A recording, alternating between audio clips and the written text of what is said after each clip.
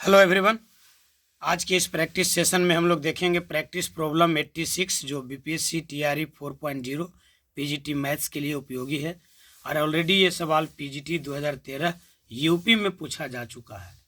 Question देखिए, कह रहा है कि यदि दो संख्याओं का समांतर माध्य 16 है तथा हरात्मक माध्य 63/4 है तो उनका गुणोत्तर माध्य क्या होगा। यानी कोई दो नंबर है जिसका अरिथमेटिक मीन दिया हुआ है 16 और हार्मोनिक मीन दिया हुआ है 63/4 और उसका निकालना है आपको ज्योमेट्रिक मीन। मतलब अरिथमेटिक मीन, ज्योमेट्रिक मीन और हार्मोनिक मीन से रिलेटेड ये सवाल है। तो आइए इस सवाल के सॉल्यूशन को देखते हैं। देखिए सवाल आपको क्या दिया हुआ था कि दो संख्याओं के बीच का अरिथमेटिक मीन दिया हुआ है 16 और हार्मोनिक मीन दिया हुआ है 63/4।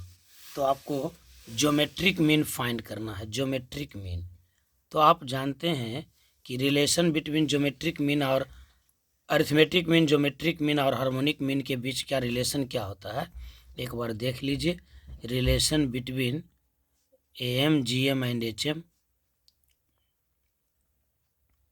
तो एक रिलेशन तो होता है कि arithmetic mean is always greater than geometric mean और geometric mean is always greater than harmonic mean. यानी सबसे बड़ा जो मीन होता है वो अरिथमेटिक मीन होता है और सबसे छोटा जो मीन होता है वो हार्मोनिक मीन होता है और बीच में होता है ज्योमेट्रिक मीन।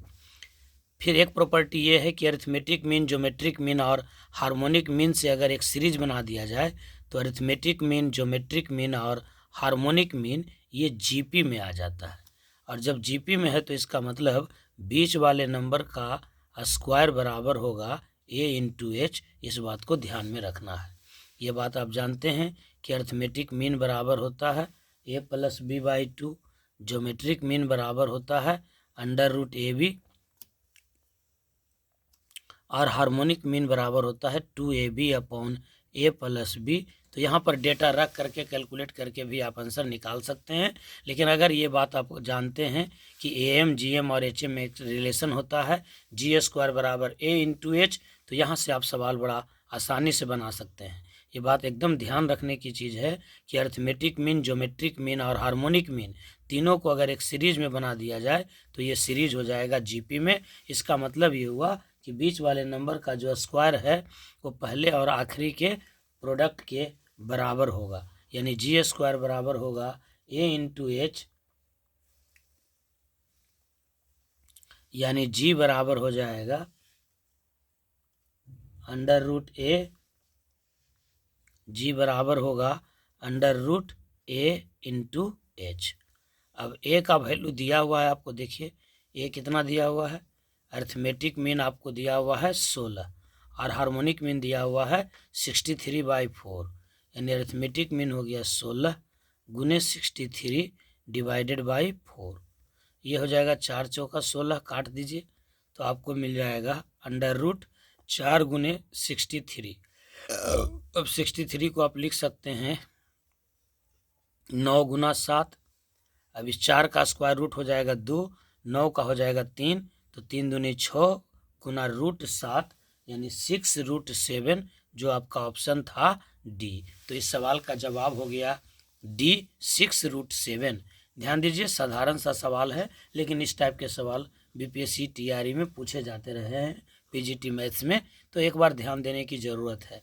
एक बार फिर से हम आपको बता दें कि अरिथमेटिक मीन का फॉर्मूला होता है A plus B/2, geometric mean होता है √AB और हार्मोनिक मीन होता है 2AB/A प्लस B। और जहाँ तक बात है AGH में संबंध, तो अरिथमेटिक मीन सबसे बड़ा होगा, उसके बाद ज्योमेट्रिक मीन, उसके बाद हार्मोनिक मीन। यदि कहा जाए कि इसको असेंडिंग ऑर्डर में लिखिए तो असेंडिंग ऑर्डर में कैसे लिखेंगे, सबसे पहले सबसे छोटा, फिर उससे बड़ा, फिर उससे बड़ा। यानी H छोटा होगा G से, G छोटा होगा A से, सबसे बड़ा A।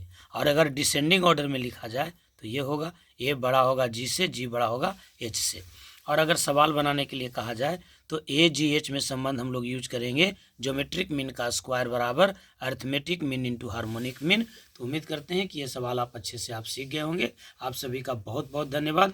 कृपया ज़्यादा से ज़्यादा इसे शेयर करें, वीडियो को लाइक भी करें।